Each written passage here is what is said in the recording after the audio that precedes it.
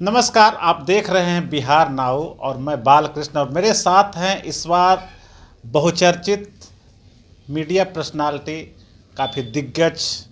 और सबसे खुशी की बात यह है कि इस बार वो हम सबों के बीच एक बहुत महत्वपूर्ण जिम्मेदारी को लेकर आ रहे हैं और हम सबों को बीच रहेंगे, हम सबों के लिए हित के लिए काम करेंगे।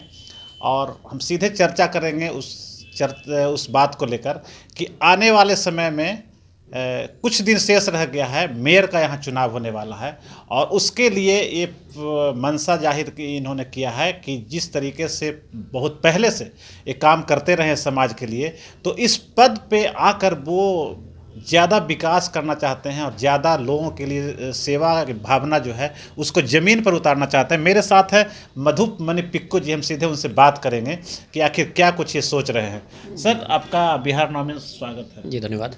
सर, क्या कहेंगे, इस बार आप इस पद को लेकर फाइट करने के लिए सोच रहे हैं। इस बार डायरेक्ट चुनाव होना है, पहले था कि जब जो सदस्य जो रहते थे वो चुनते थे, लेकिन इस बार सीधे जनता चुनेगी। तो कैसे आपको लगा कि इसमें आपको फाइट करनी चाहिए? क्या कि आप पत्रकारिता क्षेत्र से जुड़े हुए हैं, समाज सेवा से जुड़े हुए हैं, क्या कैसे विचार आया आपको? देखिए बालकृष्ण जी, विचार तो उसी वक्त आ गया जब यह अधिसूचना जारी हुई कि इस बार का जो चुनाव है वह वार्ड पार्षद के थ्रू मेयर का चुनाव या उप मेयर का चुनाव नहीं होना है, डायरेक्ट इसके लिए पब्लिक वोट करेगी। तो जिस तरह से एमपी एमएलए के इलेक्शन में होता है डायरेक्ट चुनाव, जो जनता रहती है वो अपने प्रतिनिधि को खुद चुनती है। तो उस लिहाज से जब हमने देखा कि इसमें कोई दलगत राजनीति की बात नहीं आनी है और लोगों को अपना नेता चुनना है, तो वैसी स्थिति में हमने देखा कि हमने भी 20-25 साल समाज सेवा में गुजारा है, पत्रकारिता के भी क्षेत्र में हम हैं और कई तरह के काम को हमने अंजाम दिया है। विकास के काम हो या लोगों की समस्या हुई हो, इसके लिए हमने लड़ाई भी लड़ी है। आज से नहीं, करीब 2 दशक से हमारी लड़ाई चल रही है और हमने कई तरह के काम को किया है। तो हमारे साथ जो लोग जुड़े हैं वो हमारी टीम है, हमारी टीम पटना के सभी वार्डों में है। तो हम लोगों ने आपस में एक बैठक कर तय किया कि क्यों नहीं इस बार हम लोग इस मेयर के चुनाव में अपना भाग्य आजमाते हैं, क्योंकि जनता हमसे सीधी जुड़ी हुई है। हम लोगों ने जितना काम किया है, तो हम लोगों को उम्मीद है कि जनता हमारे साथ रहेगी, हमें सपोर्ट करेगी। पब्लिक, जिन लोगों का कम से कम हमने काम किया है, उन्होंने देखा है कि हमारे पास बिना पद था कि हमने काम किया है लोगों के लिए। तो जब पद मिलेगा तो निश्चित तौर पर और बेहतर काम करेंगे और लोगों की जो सोच है, लोगों की जो समस्याएं हैं, उसको हमने देखा है। मैं कोई हाई प्रोफाइल कोई नेता नहीं हूं कि हम पब्लिक से बहुत दूर हैं। पब्लिक की समस्याओं को हमने देखा है, किस तरीके से जो समस्याएं मोहल्ला में आती हैं, बड़ी समस्याएं, छोटी समस्याएं, हर समस्याओं को हमने देखा है। तो उसके निवारण का भी उपाय हम करेंगे। हम लोग चाहते हैं कि पटना चकाचक हो और पटना में का विकास हो।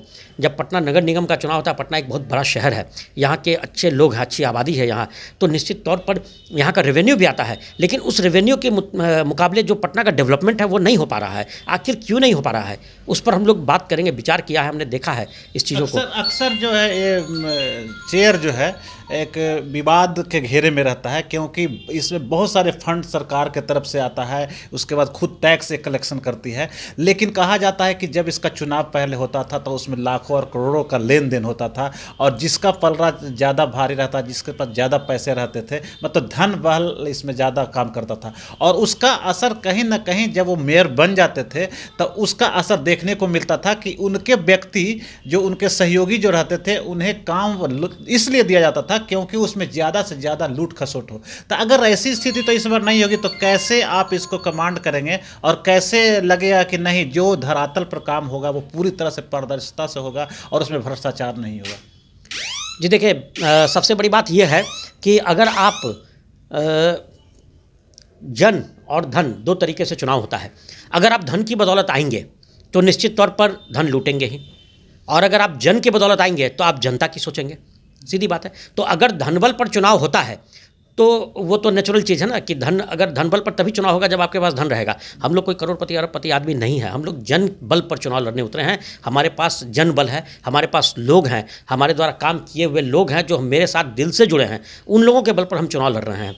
और जहाँ तक बात है कि पिछले समय में क्या हुआ है, तो किसी पर दोषारोपण करने से कोई फ़ायदा नहीं है। जो सिस्टम है, जो सिस्टम से चला आया है, वही सिस्टम से काम होता है। तो निश्चित तौर पर जब वो पहले का जो चुनाव होता था, वो पार्षदों के बीच से लोगों को निकाला जाता था, उनमें से एक पार्षद को मेयर बनाया जाता था, तो वो पार्षदों पर डिपेंड करता था। चुनाव तो महंगा खेल है, इसमें दो मत नहीं है। और वो भी इस लेवल का जो चुनाव, नगर निगम के लेवल का जो चुनाव होता है, वह निश्चित तौर पर जो सिस्टम बना हुआ है, मैं सिस्टम को दोष नहीं दे रहा हूँ, लेकिन जो सिस्टम बना हुआ है वो निश्चित तौर पर धन बल पर ही चुनाव का प्रक्रिया शुरू से होता आया है। इस बार जनता चाहेगी तो धन बल को तोड़ेगी और जन बल को समर्थन देगी। अगर जन बल से समर्थन मिलेगा तो जनता को फ़ायदा होगा। और जब एक चीज़ हम कहेंगे, वैसे तो इस बार पॉलिटिकल रूप से इसको चुनाव को नहीं लड़ा जा रहा है, लेकिन क्योंकि पटना है, राजधानी का क्षेत्र है, और यहाँ पूरे मंत्री और सरकार, नीतीश कुमार, कहने का मतलब न चाहते हुए प्रत्यक्ष और अप्रत्यक्ष रूप से खेल होता है, तो लगता है कि सरकारी स्तर पर, सरकार के स्तर पर अगर इसमें अप्रत्यक्ष रूप से कुछ होता है तो उसमें आप कहाँ रहेंगे? देखिए, ऐसा तो प्रतीत नहीं हो रहा है कि सरकार के तरफ से कुछ होगा या नहीं होगा। इस तरह का तो, चूँकि जो अधिसूचना आई है उसमें स्पष्ट तौर पर लिखा हुआ है कि किसी पार्टी का सिंबल या पार्टी के नाम का इस्तेमाल नहीं करना है। और नहीं करना है तो इसमें अगर कोई कैंडिडेट करते हैं तो अब उसके विषय में तो हम बहुत कुछ नहीं बता सकते हैं। वो तो चुनाव आयोग समझेंगे, जो प्रशासन एडमिनिस्ट्रेशन है वो समझेगी, पॉलिटिकल पार्टियाँ समझेगी। और जब सरकार का इंटरफेरेंस होगा किसी भी चीज़ में, अगर होगा तो निश्चित तौर पर हम भी चाहेंगे कि हमें भी प्राथमिकता दी जाए। मेरे बारे में पता कर ले, कोई भी पॉलिटिकल पार्टी हो, कोई भी हो, मैं तो सभी दलों का समर्थन मांगूंगा, क्योंकि मैं बिल्कुल निस्वार्थ भाव से, निष्पक्ष भाव से लोगों की सेवा आज तक करता आया हूं और आगे भी करूंगा।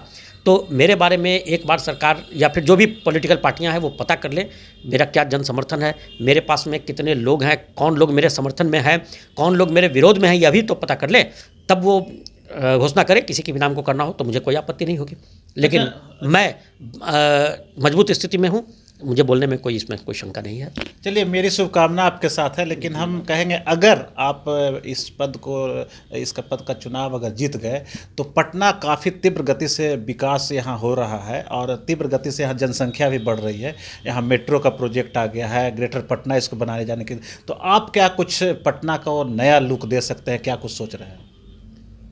सबसे पहली चीज़ क्या है कि जो नगर निगम से जो डायरेक्ट पब्लिक का लगाव होता है, जुड़ाव होता है, वो टैक्स को लेकर के होता है। तो अगर मैं बनता हूँ तो जो टैक्स का सिस्टम है, टैक्स प्रणाली जो बनाई गई है, उस सिस्टम को बिल्कुल पारदर्शी करूँगा। पारदर्शी इसलिए करूँगा कि लोगों को समझ में आए कि टैक्स जो हम दे रहे हैं किन कारणों से दे रहे हैं, क्यों दे रहे हैं और इसका उपयोग कहाँ हो रहा है। टैक्स की प्रक्रिया को ऑनलाइन करना, डिजिटलाइज करना, सारी चीज़ों को उस तरीके से किया जाएगा कि लोगों को आसान हो समझने में और हर लोगों की भूमिका हो। ऐसा नहीं कि कोई 10,000 का टैक्स देता हो और कोई 2 रुपया का टैक्स देता हो। जिनके पास जो जेन्युइन चीज़ है वो लाए, बिना टैक्स के भी लोग रहते हैं, ऐसा नहीं है। लेकिन हम लोग उसको पारदर्शी करेंगे कि किसी को कोई समस्या का सामना नहीं करना पड़े। एक बड़ी समस्या जो है, जो हम लोगों को घूमने के दौरान मिली है, वो यह मिली है कि पशुओं के लिए कोर्ट का ऑर्डर रहता है और बहुत ये रहा है, टाइट रहता है प्रशासन की, सड़कों पर नहीं रहे, यहाँ नहीं रहे, वहाँ जो आखिर पशुपालन करते हैं वो कहाँ रखेंगे। उनके लिए एक व्यवस्था करने का हमारे जो दिमाग में एक विचार है कि पशुधन की सुरक्षा और व्यवस्था उनको रखने की कैसे की जाए, इस पर हमारा एक विचार होगा। ये भी हम लोग एक बार सोचेंगे कि इसको कैसे किया जाए। पटना सिटी इलाकों में हमने घूमा है तो कुछ ऐसे चीज़ें मिली हैं, जैसे मंगल तालाब वगैरह के बारे में जो हमने जानकारी मिली कि वहाँ पर मुक्ताकाश मंच वगैरह है, लेकिन वह बहुत जर्जर अवस्था में है। पानी वहाँ पर जल जमाव, मंगल तालाब में काफ़ी गंदगी भरी हुई है, उसकी सफाई व्यवस्था, इस तरह के पटना के जो बहुत सारी ऐसी ऐतिहासिक चीज़ें हैं वो जर्जर अवस्था में है। उनको नई बन रही है, बहुत अच्छी बात है, नया बनना चाहिए, लेकिन पुरानी जो ऐतिहासिक चीज़ें हैं उनका तो नाश नहीं होना चाहिए ना, उनका तो उस चीज़ को का जीर्णोद्धार होना चाहिए। उन सब चीज़ों पर हमारा फोकस रहेगा और पब्लिक और निगम दोनों में पारदर्शिता बनी रहे, इस पर हमारा ध्यान ज़्यादा केंद्रित होगा। तो ये थे मधुपमणि पिक्कू जी, और इनके दिमाग में बहुत सारी योजनाएं हैं कि बिहार के लोग को जो आना पड़ता है पटना राजधानी में, कैसा होना चाहिए राजधानी और क्या कुछ राजधानी वासियों को मिलना चाहिए नया कुछ। सबसे पहली बात तो ये बताया कि टैक्स को लेकर जिस तरीके से इन्होंने अपनी बात रखी, बहुत बड़ी बात है। और हम इतना ही सिर्फ कह सकते हैं कि बिहार नाउ की जो टीम है, हम लोगों की तरफ से इन्हें पूरी शुभकामना है और हम भी उम्मीद करेंगे अगर ये बनते हैं मेयर का चुनाव लड़ने के बाद, अगर जीत जाते हैं तो हम लोगों को भी और पूरे पटना वासियों को ज़रूर एक नई सौगात मिलेगी और एक नया नाम मिलेगा जो कि पटना को एक नया लुक प्रदान करेगा। तो फिर हम किसी और शख्सियत से बात करेंगे और चर्चा करेंगे कि आखिर और क्या कुछ चल रहा है बिहार में और पटना में क्या कुछ चल रहा है। हम टॉपिक को आगे भी जारी रखेंगे, तब तक दीजिए मुझे इजाज़त।